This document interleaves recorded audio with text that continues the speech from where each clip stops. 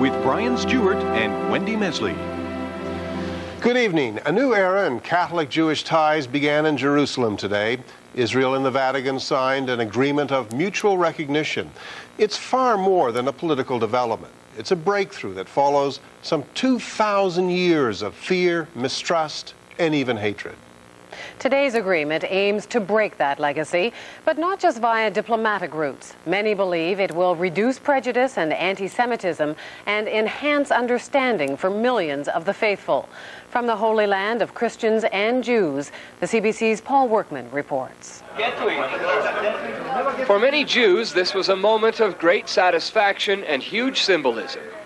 After centuries of hatred and persecution, the Roman Catholic Church finally recognizing a Jewish place in the Holy Land.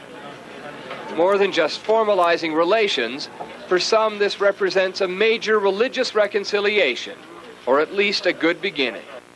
The signing of the agreement with the Holy See today in Jerusalem is a victory of sanity, is a victory for the Jewish people and for the state of Israel.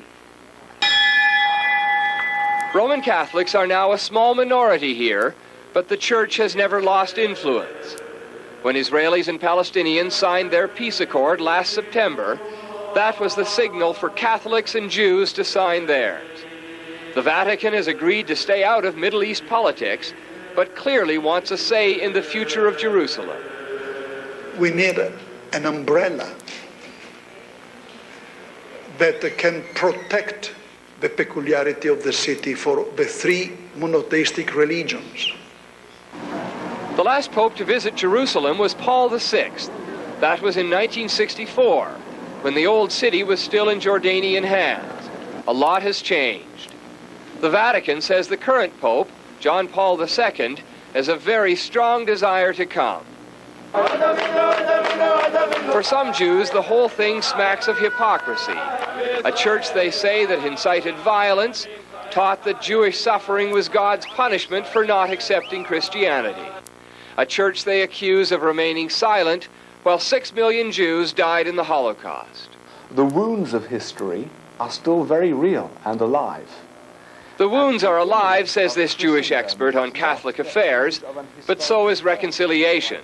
In creating an atmosphere of greater mutual respect, cooperation between Catholics and Jews, this is one of the most significant, if not the most significant, symbolic events in the history of Jewish-Catholic relations.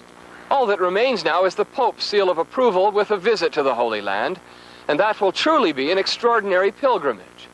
The leader of nearly 1 billion Roman Catholics entering the holy city of Jerusalem with the blessing of the Jewish state.